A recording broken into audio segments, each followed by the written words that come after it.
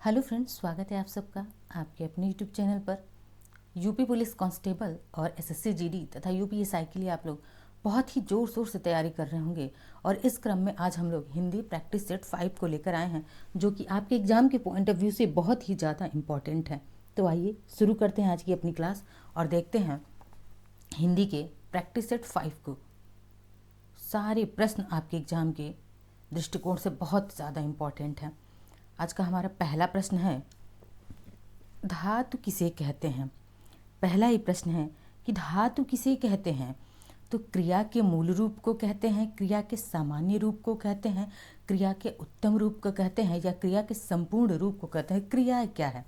तो जो काम हम करते हैं वही क्या है? क्रिया है। आप पढ़ाई कर रहे हैं, यानी कि राम पढ़ाई करता है, तो राम क्या है? राम क्या कर रहा है? पढ़ाई कर रहा है, तो पढ़ाई क्या है? क्रिया है। यहाँ पे लिखती हूँ मैं, राम पढ़ाई करता है। ठीक है, तो यहाँ पे राम क्या हो गया? कर्ता हो गया। और यह करना क्या हो गया? पढ़ाई करना क्या हो गया? यह करना, पढ़ाई करना क्या हो गया? तो यह क्रिया हो गया। क्या हो गया? क्रिया हो गया। पढ़ाई करना, राम क्या कर रहा है? पढ़ाई कर रहा है, तो वो क्या? क्रिया कर रहा है। तो अब पूछ रहा है कि क्रिया के मूल रूप को हम क्या धातु के मूल, धातु किसे कहते हैं? तो धातु किसे कहते हैं? क्रिया का जो मूल रूप होता है उसे ही हम क्या कहते हैं? धातु कहते हैं। उनकी क्रिया का जो मूल रूप है उसे हम क्या कहते हैं? धातु कहते हैं। ये प्रश्न एकदम पेड प्रश्न है, इसको आप याद रखेंगे कि क्रिया के मूल रूप को हम क्या कहते हैं? धातु कहते हैं। क्रिया समझ में आया होगा आपको कि क्रिया क्या है। अब देखते हैं दूसरा प्रश्न, भूतकाल के कितने भेद होते हैं। यानी कि आपसे पूछा जा रहा है कि जो भूत 3 काल होते हैं, भूतकाल, वर्तमान काल और भविष्य काल, तो भूतकाल के कितने भेद होते हैं आपसे पूछा। इंपॉर्टेंट प्रश्न है। ठीक है, क्या है? इम्पॉर्टेंट प्रश्न है आपसे। यहाँ पे क्या भेद पूछ लिया, प्रकार पूछ लिया आपसे, उस प्रकार में प्रकारों को भी पूछा जा सकता है। तो भूतकाल के कितने भेद या कितने प्रकार होते हैं? तो भूतकाल के कुल 6 प्रकार होते हैं। कितने? 6 प्रकार होते हैं। आइए देखते हैं वे कौन कौन से 6 प्रकार हैं। तो सबसे पहला प्रकार हम देख लेते हैं, सामान्य भूत। क्या है? सामान्य सामान्य भूतकाल। क्या है? सामान्य भूतकाल। दूसरा जान लेते हैं, पूर्ण भूतकाल, जिसमें काम क्या हो जाता है? पूर्ण हो चुका। ठीक है, काम पूर्ण हो चुका है, पूर्ण भूतकाल। पूर्ण भूतकाल। अब देखते हैं तीसरा। तीसरा क्या है? अपूर्ण भूतकाल। पूर्ण, देखिए नाम से ही स्पष्ट है कि पूर्ण जिसमें कार्य पूर्ण हो चुका हो। अपूर्ण भूतकाल में क्या होता है? तो कार्य अभी पूर्ण नहीं हुआ रहता है, उसे हम क्या कहते हैं? अपूर्ण भूतकाल कहते हैं। चौथा क्या है? आसन्न भूतकाल। क्या है? आसन्न भूतकाल। आसन्न भूतकाल चौथा है, आसन्न भूतकाल। पांचवे की अगर हम बात कर लें तो पांचवा हमारे संदिग्ध भूतकाल है। क्या है? संदिग्ध संदिग्ध भूतकाल। छठा क्या है हमारा? तो छठा हेतु हेतुमत भूतकाल। यह बहुत पूछा जाता है। छठे प्रकार, जो 6 प्रकार हैं, ये सारे 6 प्रकार आपसे बहुत पूछे जाते हैं एग्जाम में। नंबर में भी पूछा जाता है और एक एक को पूछ लिया जाता है। भूतकाल, ठीक है, हेतु हेतुमत भूतकाल। इनके 6 कौन से? सामान्य भूतकाल, पूर्ण भूतकाल जिसमें काम पूरा हो जाए, अपूर्ण जिसमें अभी काम अधूरा है, आसन्न भूतकाल, संदिग्ध भूतकाल और हेतु हेतुमत भूतकाल। यह भूतकाल के 6 प्रकार हैं। अब आगे बढ़ते हैं, देखते हैं आगे प्रश्नों को। तीसरा प्रश्न है, तीसरा प्रश्न हमारा कह रहा है, तद्भव शब्द बने हैं। अब तद्भव शब्द जो है किससे बना है? तो हम यहाँ पे सबसे पहले 2 टर्म समझते हैं। एक तो तद्भव पूछ लिया, क्या है? चलिए भ यहाँ पे लिख देती हूँ, आधा भ अव। ठीक है, तद्भव। और एक होता है तत्सम। इन दोनों टर्म को समझना बहुत ज़्यादा ज़रूरी है। तो सबसे पहले हम तत्सम को समझते हैं। तत्सम क्या होता है? तो यह शुद्ध संस्कृत का शब्द होता है। क्या होता है? संस्कृत का शब्द होता है तत्सम। ठीक है, तद्भव क्या होता है? जो इन संस्कृत शब्दों का विकृत रूप या आम बोलचाल में हम लोग जिस भाषा का प्रयोग करते हैं, आम बोलचाल में प्रयोग की गई भाषा, यानी कि जो हम आम बोलचाल में प्रयोग करते हैं वह क्या होता है, तो वह तद्भव कहलाता है। लेकिन शुद्ध क्या होता है, जैसे घृत, घी का क्या होता है, तो हम लोग क्या घृत कहते हैं, क्या कहते हैं, घृत घी होता है। घृत क्या होता है, संस्कृत शब्द है, लेकिन हम लोग अपनी बोलचाल में क्या बुलाते हैं, घी बुलाते हैं। क्या कहते हैं, घी कहते हैं। ठीक है, अब देखिए तद्भव शब्द होता क्या है, तो हिंदी के मूल शब्दों से, विदेशी शब्दों से, उर्दू शब्दों से या संस्कृत शब्दों में कुछ बदलाव से। तो देखिए यहाँ पे घृत था, इसमें कुछ बदलाव हुआ, घी हो गया तद्भव शब्द। तो क्या होता है, संस्कृत शब्दों में कुछ बदलाव से क्या होता है, यही तद्भव शब्द बनते हैं। आगे बढ़ते हैं, चौथे प्रश्न को हम देख लेते हैं। चौथा प्रश्न है, देखिए तत्सम शब्द पहचानिए। अब आपको तत्सम शब्द पहचानना है, यानी कि शुद्ध संस्कृत का शब्द पहचानना है। निद्रा है, कान है, मोर है, बंदर है। तो अब क्या है, निद्रा, कान, मोर, बंदर। तो सबसे पहले हम नीचे से देखते हैं, बंदर का अगर तत्सम क्या होगा, बंदर का तत्सम वानर होता है। क्या होता है, वानर होता है। ठीक है, मोर का क्या तत्सम होता है, शुद्ध मोर को हम संस्कृत में क्या कहते हैं, मयूर कहते हैं। कान का क्या होता है, कर्ण होता है। क्या होता है, तत्सम कर्ण होता है। अब निद्रा क्या है, यही एक तत्सम है। अब इसका तद्भव, निद्रा का अगर तद्भव पूछ ले आपसे तो क्या हो जाएगा, नींद हो जाएगा। क्या हो जाएगा, नींद हो जाएगा। निद्रा का तद्भव याद रखिएगा यह भी। आगे बढ़ते हैं, देखते हैं अगले प्रश्न को। पांचवा प्रश्न है, पर्याय शब्दों का कौन सा समूह सही नहीं है।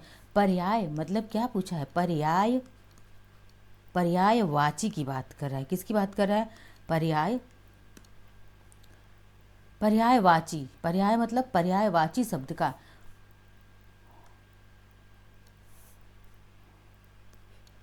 पर्यायवाची पूछ रहा है आपसे। क्या कह रहा है, तो यह कह रहा है कि पर्यायवाची जो होता है उसका कौन सा समूह सही नहीं है। पर्याय तो क्या हो गया, पाठशाला, विद्यालय, स्कूल। तो पाठशाला इसी का पर्यायवाची विद्यालय होता है, विद्यालय और स्कूल भी, यानी कि तीनों पर्यायवाची हैं।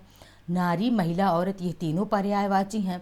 आगे देखते हैं, पहाड़, पर्वत, पुस्तक और आग, अग्नि, अनल, ये सब क्या है, यह तीनों भी क्या है, पर्यायवाची है। लेकिन कोई पर्यायवाची अगर नहीं है समूह, तो वह ऑप्शन सी है। क्या कि पहाड़ पर्वत तो है पर्यायवाची, लेकिन पुस्तक जो है पर्यायवाची नहीं है पहाड़ का। ठीक है, तो ऑप्शन हमारा कौन सा सही है, ऑप्शन सी हमारा राइट आंसर है। आगे बढ़ते हैं, देखते हैं आगे अगले प्रश्न को। छठा प्रश्न है, इनमें से सही विलोम शब्द युग्म कौन सा है, यानी कि आपको विलोम शब्द का एक युग्म दिया गया है और वो पहचानना है। तो आदान प्रदान होता है। ठीक है, यानी कि कौन सा है वही पहचानना है आपको। आदान प्रदान, आदान निदान, प्रदान विदान और आदान समाधान। तो आपको मिल गया होगा, आदान का क्या होता है विलोम, प्रदान होता है, या प्रदान का क्या होता है, आदान होता है। ऑप्शन ए हमारा राइट आंसर होगा। आगे बढ़ते हैं, सातवें प्रश्न को देखते हैं हम। और शब्द के अनेकार्थी शब्द समूह का चयन कीजिए, यानी कि और का जो अनेकार्थी शब्द समूह है उसको आपको पहचानना है।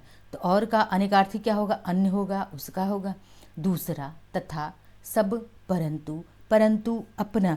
तो और सबका जो है अगर अनेकार्थी समूह देखा जाए तो कौन सा, और लोग कहते हैं, दूसरा कह देते हैं, यथा, तथा कह देते हैं, यानी कि और का क्या अनेकार्थी हो जाएगा, दूसरा और तथा। ऑप्शन बी हमारा राइट आंसर होगा। आगे बढ़ते हैं, अगले प्रश्न को हम देखते हैं, आठवें प्रश्न को। जो काम करना कठिन हो, वाक्यांश के लिए एक शब्द लिखिए, यानी कि जो काम करना कठिन हो उस वाक्यांश के लिए एक शब्द में हम क्या कहेंगे, दुष्कर, दोपहर, कठिन, असंभव। तो क्या कहेंगे हम, जो काम करना कठिन हो वह क्या होता है, दुष्कर होता है। क्या होता है, दुष्कर होता है जो काम करना कठिन हो। देखिएगा इसमें षटकोण वाला आधा श लगा हुआ है दुष्कर में, क्योंकि वर्तनी शुद्धि बहुत ध्यान रखना ज़रूरी है। आगे देखते हैं नौवें प्रश्न को। पक्षी पेड़ों पर अपना, यहाँ पे आपको खाली जगह है भरना है, बनाते हैं, यानी कि पक्षी पेड़ों पर अपना क्या बनाते हैं, सही शब्द आपको क्या करना है, भरना है। देखिए, नीर बनाते हैं, नीर जल हो गया, नीम, नीड़, नींद। तो पक्षी पेड़ों पर अपना क्या बनाते हैं, नीड़ बनाते हैं। क्या बनाते हैं, नीड़ बनाते हैं, अपना घर या घोंसला बनाते हैं। उसी घोंसले को हम क्या कहते हैं, नीड़ कहते हैं। ऑप्शन सी हमारा क्या है, राइट आंसर है। आगे बढ़ते हैं, देखते हैं 10वें प्रश्न को। 10वां प्रश्न है, अनु उपसर्ग से बना शब्द है, यानी कि अनु उपसर्ग से बना शब्द। आपके अनु उपसर्ग पूछा है और इससे कौन सा शब्द बना है, तो उपसर्ग आपको पता होगा कि शब्द के कहाँ पे लगता है, तो शब्द के आरंभ में लगता है, शुरुआत में लगता है, स्टार्टिंग में लगाते हैं, आरंभ में, या फिर हम जिसे कहते हैं शुरुआत। ठीक है, तो उपसर्ग से बना शब्द कौन सा, देखिए उपसर्ग या प्रत्यय एक जो मूल शब्द होता है, एक मूल शब्द होगा और उसी शब्द के आगे जुड़ेगा तो उपसर्ग और पीछे जुड़ जाएगा तो प्रत्यय, यानी कि मूल शब्द होना चाहिए। तो अब देखिए कौन सा शब्द है जो अनुपसर्ग से बना है, तो हम नीचे से देखते हैं, डी से अनुत्तर। अनुपसर्ग को अगर हम निकाल दें यहाँ पे अनुत्तर में से, अनु प्लस उत्तर कर दे, क्या कर दे, अनु प्लस उत्तर।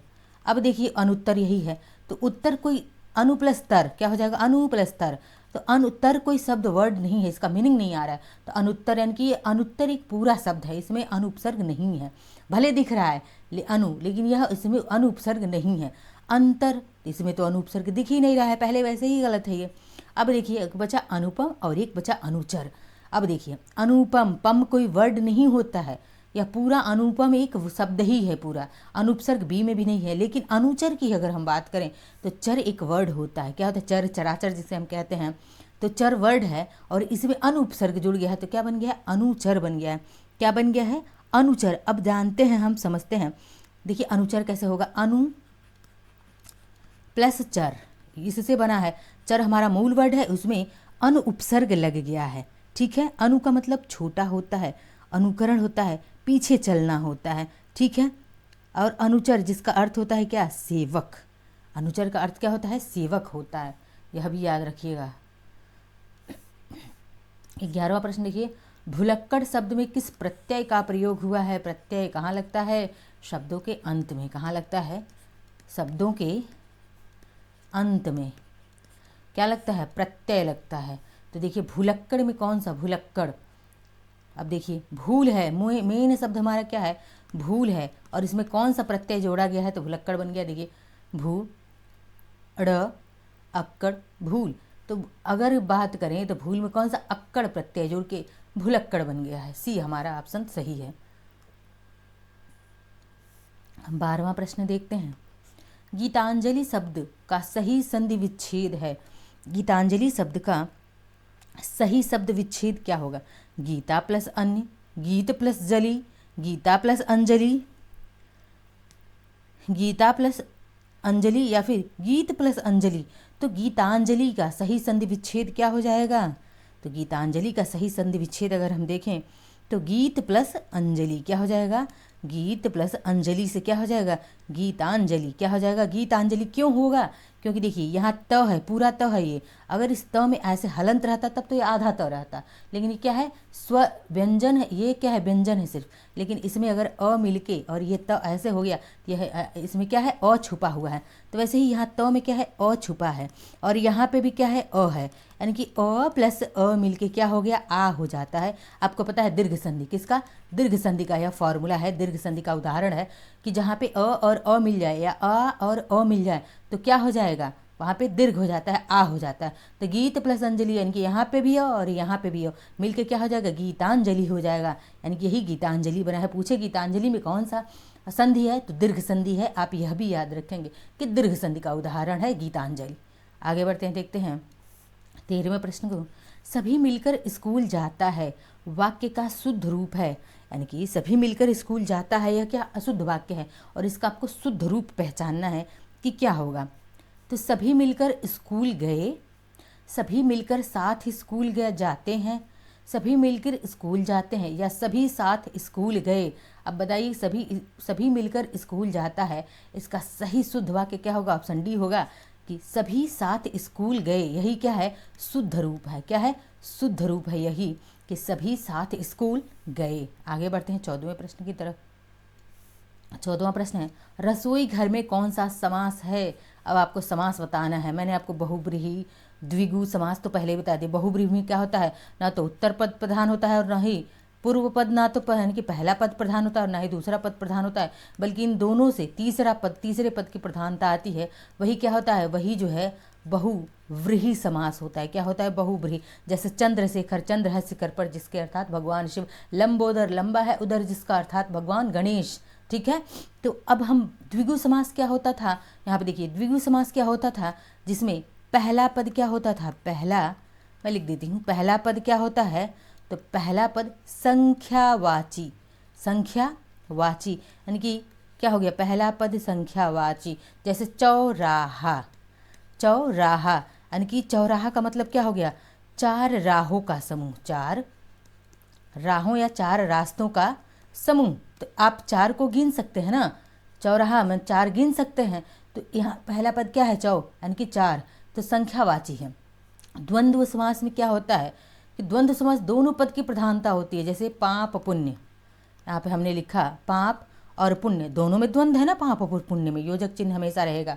योजक चिन्ह कहाँ लगता है, यह योजक चिन्ह हमेशा विपरीत, पाप और उसके विपरीत पुण्य होता है, पाप पुण्य। तो द्वंद्व समास क्या होता है, यहाँ द्वंद्व समास हो गया। अब बात करते हैं तत्पुरुष समास की। तत्पुरुष समास, अभी इसको देखते हैं अव्ययी भाव। अव्ययी भाव में क्या होता है, अव्ययी भाव में जिस शब्द में यथा, भर, ठीक है, यथा, भर, ये सारे शब्द आते हैं, वहाँ पे क्या होता है, अव्ययी भाव समास होता है।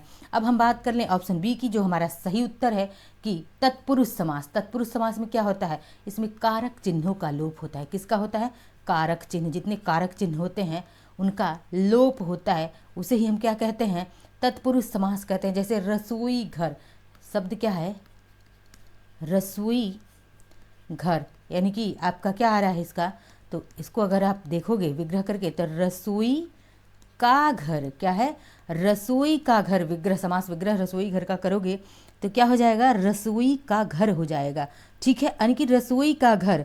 अब इसमें का, की, के, रानी, रे, ये सब किसका, नहीं, का है, तो इसमें क्या हो जाएगा, संप्रदान कारक हो जाएगा। संप्रदान तत्पुरुष समास क्या होगा, संप्रदान तत्पुरुष समास हो जाएगा। यानी कि इसमें विभक्ति क्या हो गई, चतुर्थी विभक्ति आ गई।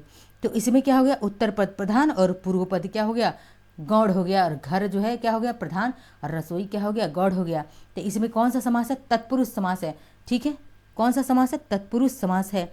संप्रदान तत्पुरुष, कौन सा, संप्रदान तत्पुरुष है। यानी कि कारक चिन्ह का, वो भी कौन सा, अधिकरण कारक का, संप्रदान कारक आया है, सॉरी, संप्रदान कारक। ठीक है, आगे बढ़ते हैं, अब देखते हैं 15वां, मैं खाता हूँ, कर्मवाच्य रूप होगा, यानी कि कर्मवाच्य में आपको बदलना है। मुझसे खाया जाता था, मेरे से खाया जाता था, मुझसे खाया नहीं जाता, यानी कि मुझसे खाया नहीं जाता है, मुझसे खाया नहीं जाता है, यह क्या हो जाएगा, यह जो है भाववाच्य हो जाएगा।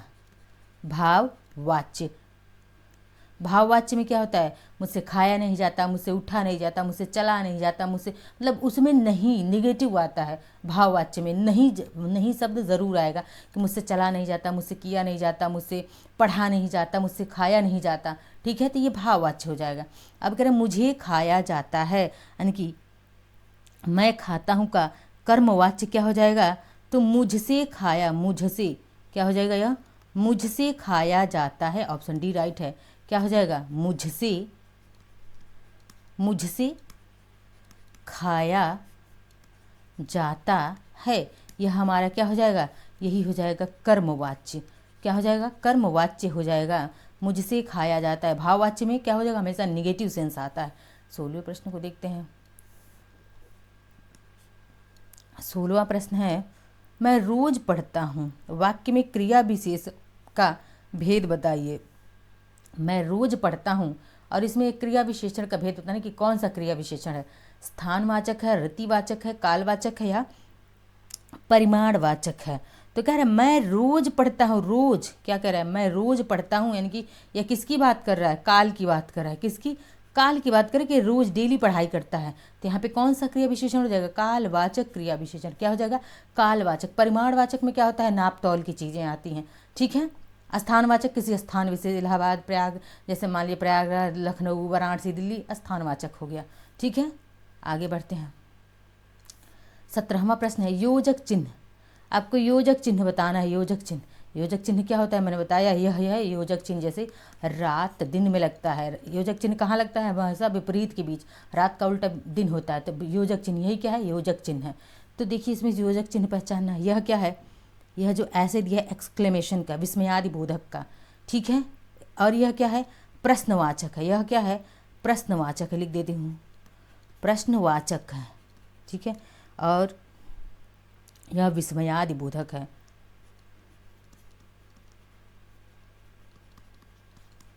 यह विस्मयादि बोधक, अंग्रेजी में इसे एक्सक्लेमेशन का चिन्ह कहते हैं। और यह क्या है हमारा, पूर्ण विराम है। क्या है, पूर्ण विराम है, पूर्ण विराम, पूर्ण विराम। और यही हमारा ऑप्शन सी क्या है, योजक चिन्ह है, जो ऐसे लगा होता है, योजक, ठीक है। आगे बढ़ते हैं, देखते हैं अगले प्रश्न को। 18वां है, घी के दिए जलाना मुहावरे का सही अर्थ है। मुहावरा है कि घी के दिए जलाना, इसका सही अर्थ क्या होगा, रोशनी करना, खुशी मनाना, प्रसन्न होना या घी लाना। तो घी के दिए जलाना, जैसे कि आप लोगों का ऐसा यूपी कांस्टेबल, एसएससी जीडी या फिर यूपीएसआई में सिलेक्शन हो गया, तो आपके घर में क्या होने लगा, घी के दिए जलाने के, आपके घर के वाले घी के दिए जलाने लगे। मतलब क्या हो गया, ऑप्शन बी हमारा राइट आंसर है कि आपके सिलेक्शन की खुशी में, आपकी सिलेक्शन की खुशी में वे क्या करने लगे, घी के दिए जलाने लगे, मतलब खुशी मनाने लगे, ठीक है। आगे देखते हैं 19वां प्रश्न।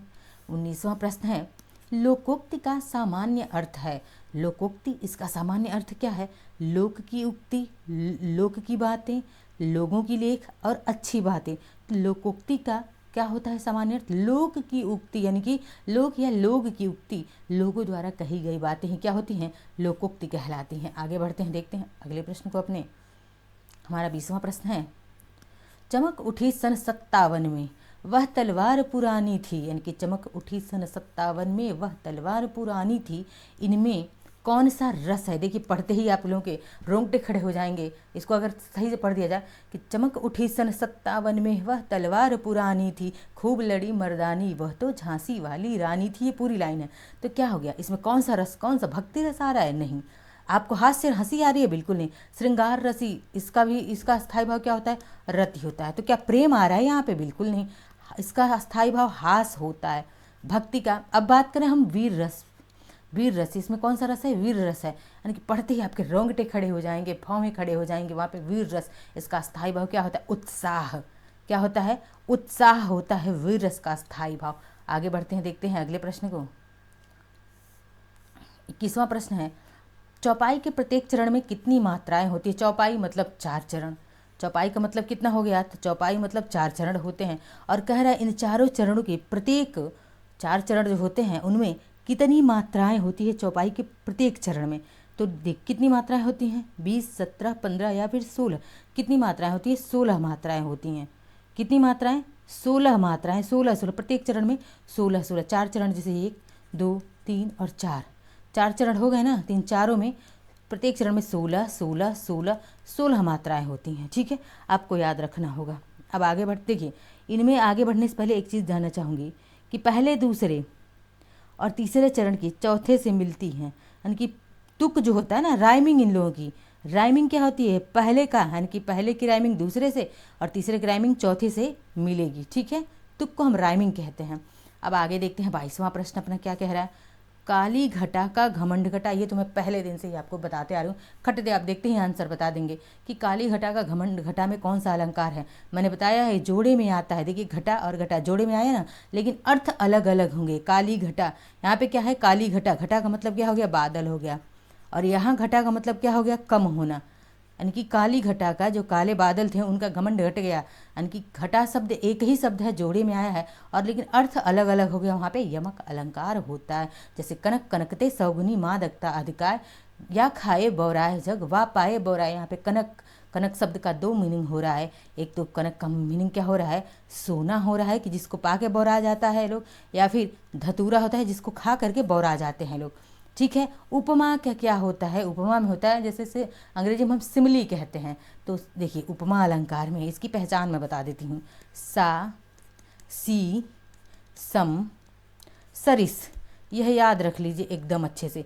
सा, सी, सम, सरिस जिसमें आ जाए वह कौन सा अलंकार होता है, उपमा अलंकार होता है। उसका मुख क्या है, उसका मुख चंद्रमा, यानी कि उसका मुख जो है चंद्रमा के समान, के समान, समान भी आ जाए तो ठीक है, समान भी, उसका मुख चंद्रमा के समान सुंदर है।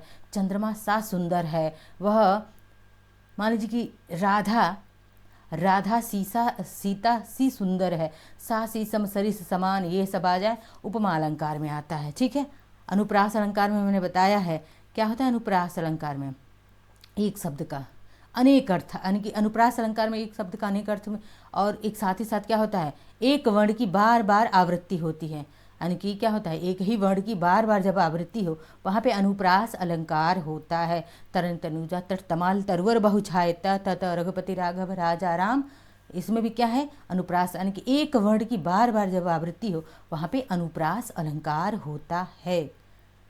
आगे देखते हैं 23वां प्रश्न, वर्णों के कितने भेद हैं, यानी कि वर्णों के कितने भेद होते हैं आपको बताना है। तो वर्णों के कितने भेद होते हैं, 10, 7, 2, 8। ऑप्शन देके घबराना नहीं है। अगर हम वर्ण की बात करें, या वर्ण कितने भेद होते हैं, वर्णों के 2 भेद होते हैं। एक क्या होता है, एक स्वर होता है, और दूसरा क्या होता है, व्यंजन होता है। बस 2 ही भेद होते हैं वर्णों के, स्वर और व्यंजन, यानी कि ऑप्शन सी हमारा राइट आंसर है।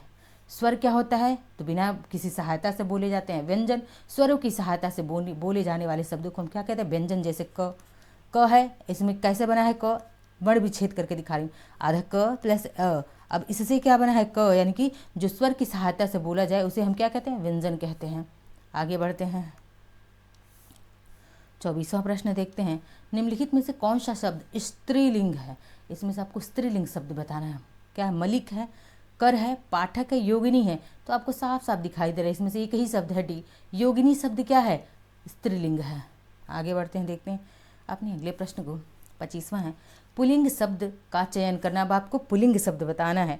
तो देखिए, पुल्लिंग शब्द का चयन करना है। इसमें क्या है, नायिका है, लेखिका है, वधू है और धावक है। इनमें पुल्लिंग नायक, नायिका का क्या, नायक, लेखिका का लेखक। ठीक है, और बात करें अगर धावक की, तो धावक का क्या हो जाएगा, धाविका हो जाएगा, स्त्रीलिंग। इसलिए धावक क्या है, पुल्लिंग शब्द है। 26वां प्रश्न है, शिक्षक का बहुवचन होगा। बहुत इम्पॉर्टेंट प्रश्न, यह इम्पॉर्टेंट प्रश्न है कि शिक्षक का बहुवचन क्या होगा। देखिए, शिक्षकों होगा, शिक्षिका होगा, शिक्षिकाएं होगा, शिक्षकगण होगा। देखिए, शिक्षक सब मैक्सिमम लोग शिक्षकों को ही लगाएंगे कि शिक्षक का बहुवचन शिक्षकों हो जाएगा, बिल्कुल नहीं। शिक्षक का बहुवचन क्या होता है, शिक्षक गण होता है, गण शब्द जोड़ा जाता है। ठीक है, शिक्षक गण, ऑप्शन डी हमारा राइट आंसर होगा। आगे देखते हैं 27वां, आपको इसमें रेखांकित ये है, माँ ने बाजार से कपड़ा खरीदा, यानी कि माँ ने बाजार से कपड़ा खरीदा। रेखांकित का आपको कारक बताना है। यहाँ पे आपको यहाँ पे क्या है, करता है, कर्ता कारक है। ठीक है, यानी कि माँ ने बाजार से कपड़ा खरीदा, इसमें आपको कारक बताना है कि कौन सा कारक है। ठीक है, यानी कि माँ ने बाजार से कपड़ा खरीदा, इसमें कर्ता कारक है, करण कारक है, कर्म कारक है, अधिकरण कारक है। तो देखिए, माँ ने बाजार से कपड़ा खरीदा, इसमें जो है कर्म कारक, कैसे, कपड़ा में पूछा है ना, कपड़ा में कौन सा कारक होगा, तो इस कपड़ा में कर्म कारक होगा। कौन सा कारक होगा, कर्म कारक होगा। ठीक है, क्योंकि कपड़ा का संबंध किससे है, कर्म से है। कपड़े का संबंध किससे है, कर्म से है, इसीलिए इसमें कर्म कारक होगा। ठीक है, ऑप्शन सी। आगे देखते हैं 28वां प्रश्न, यह मेरी पतंग है। रेखांकित शब्द का भेद बताइए। यह मेरी पतंग, अब देखिए, यह मेरी पतंग है, आपको बताना है कि इसमें कौन सा जो है, यह क्या, कैसा सर्वनाम है। निश्चयवाचक, अनिश्चयवाचक, निजवाचक, प्रश्नवाचक। प्रश्नवाचक में क्या क्या, कैसे, क्यों, ये सब रहता है। ठीक है, अनिश्चय में कोई चीज़, यानी कि कोई, कुछ, कितना। निश्चय में क्या होता है कि जैसे बात करें, अगर यह मेरी पुस्तक है, तो मैंने एकदम क्लियर कहा है ना, मैंने एकदम क्लियर कहा कि यह जो पुस्तक है, यहाँ पर यह जो पुस्तक है, यह पुस्तक क्या है, यह बुक लिखा है, बुक लिख देते हैं। यह पुस्तक क्या है, मेरी है। मैं निश्चय एकदम निश्चित करूँ कि यह पुस्तक जो है मेरी है, यानी कि यह पतंग मेरी है। निश्चयवाचक सर्वनाम है। क्या है, निश्चयवाचक सर्वनाम है। 29वां देखें, समझदार शब्द विशेषण का कौन सा भेद है, यानी कि इस समझदार शब्द में कौन सा विशेषण है, आपसे पूछ रहा है। सार्वनामिक विशेषण है, संख्यावाचक विशेषण है, परिमाणवाचक या गुणवाचक। तो मैंने कहा था कि बुद्धि, समझदार, लंबा, छोटा, मोटा, गोल, मटोल, ऊंचा, नीचा, ये सब क्या है, गुण है। यानी कि समझदार शब्द में क्या है, कौन सा विशेषण है, गुणवाचक विशेषण है। क्या है? गुणवाचक विशेषण है। समझदार में, मूर्ख में भी कौन सा होगा? गुणवाचक विशेषण होगा। इसको भी आप याद रखेंगे। 30वां प्रश्न है कि चर्चा शब्द से बना विशेषण है। अब चर्चा शब्द से आपको विशेषण बताना है कि चर्चा शब्द से कौन सा विशेषण बना है। तो चर्चाएं हैं, चर्चा है, चर्चित है या चर्या है, चार्य है। तो चर्चा शब्द से अगर विशेषण बनेगा तो चर्चित, चर्चा से विशेषण क्या होगा? चर्चित होगा। ऑप्शन सी हमारा राइट आंसर है। आगे देखते हैं। 31वां प्रश्न है जयद्रथ वध किसकी रचना है? यानी कि जयद्रथ वध जो है किसकी रचना है? जयशंकर प्रसाद की, मैथिली शरण गुप्त की, सूर्यकांत त्रिपाठी निराला की या सुमित्रा नंदन पंत की? तो बात करें अगर जयशंकर प्रसाद की, क्या है? आंसू है, आंसू है, झरना है, साकेत है, ये सब किसके हैं? यह सब जयशंकर प्रसाद की रचनाएं हैं। ठीक है। अब बात करें अगर मैथिली शरण गुप्त की, ऑप्शन बी हमारा राइट आंसर है। इनकी रचनाएं देख लेते हैं क्योंकि बहुत बार पूछा जाता है। जयद्रथ वध मैथिली शरण गुप्त की। यशोधरा बहुत बार पूछा गया है। यशोधरा किसकी रचना है? यह भी मैथिली शरण गुप्त की रचना है, यशोधरा। साकेत किसकी रचना है? तो यह भी साकेत किसकी है? मैथिली शरण गुप्त की रचना है। भारत भारती, भारत भारती यह किसकी रचना है? भारत भारती। तो यह भी मैथिली शरण गुप्त की। पंचवटी बहुत इंपॉर्टेंट, पंचवटी जब हम लोग रामायण पढ़ते हैं, रामचरितमानस पढ़ते हैं, वहाँ पे पंचवटी स्थान का उल्लेख आता है। तो यह पंचवटी किसने लिखा है? मैथिली शरण गुप्त ने लिखा हुआ। इसको जयद्रथ वध याद रख सकते हैं कि जयद्रथ का वध किया, फिर यशोधरा से मिले, फिर साकेत गए, भारत को भारती गए और पंचवटी गए। कौन? मैथिली शरण गुप्त। एक ट्रिक के तौर पे कि जब जयद्रथ का वध किया इन्होंने तो फिर यशोधरा से मिले थे। ठीक है। और फिर साकेत गए, स्थान का नाम भारत भारती का दर्शन किए, उसका पंचवटी जा गए थे मैथिली शरण गुप्त जयद्रथ का वध करके। तो ये सारी इतने सारे जो रचनाएं हैं एक बार में आपको याद हो जाएंगी मैथिली शरण गुप्त की ट्रिक से याद करेंगे। तो आगे देखते हैं। अंतिम प्रश्न है 35वां। अतीत के चलचित्र किसकी रचना है? यानी कि अतीत का चलचित्र, यह रचना किसकी है? महादेवी वर्मा की, अयोध्या सिंह उपाध्याय हरिऔध की, सिया राम शरण शुक्ल की या सूर्यकांत त्रिपाठी निराला की? तो अगर हम बात करें महादेवी वर्मा, हमारा राइट आंसर होगा ऑप्शन ए। अतीत के चलचित्र है, इनकी किनकी रचना है? महादेवी वर्मा की। इनकी और रचना की बात करें, निहार पूछा गया है। निहार किसकी रचना है? महादेवी वर्मा का है। रश्मि किसकी रचना है? यह भी महादेवी वर्मा की रचना है। नीरजा किसकी रचना है? नीरजा जो है यह भी महादेवी वर्मा की। सांध्य गीत बहुत बार पूछा गया है आप लोगों से। सांध्य गीत यह किसकी रचना है? तो सांध्य गीत भी महादेवी वर्मा की रचना है। छड़दा भी किसकी रचना है? देखिए छड़दा यह भी किसकी रचना है? महादेवी वर्मा के। श्रृंखला की कड़ियाँ, श्रृंखला की कड़ियाँ यह किसकी रचना है? यह भी महादेवी वर्मा की। यह फेमस रचनाएं हैं जो आपसे विभिन्न परीक्षाओं में पूछी गई हैं। तो यह आज के 32 प्रश्न थे हिंदी के, जो कि आपके एग्जाम के लिए बहुत ही ज़्यादा इम्पॉर्टेंट थे। सारे प्रश्नों को एक्सप्लेनेशन को बहुत ध्यान से देखिएगा। और क्लास पसंद आए तो लाइक शेयर सब्सक्राइब कमेंट करते रहिए। लेक्चर को अपना बहुत ही ज़्यादा प्यार बरसाइए। मिलते हैं अगले लेक्चर में। धन्यवाद।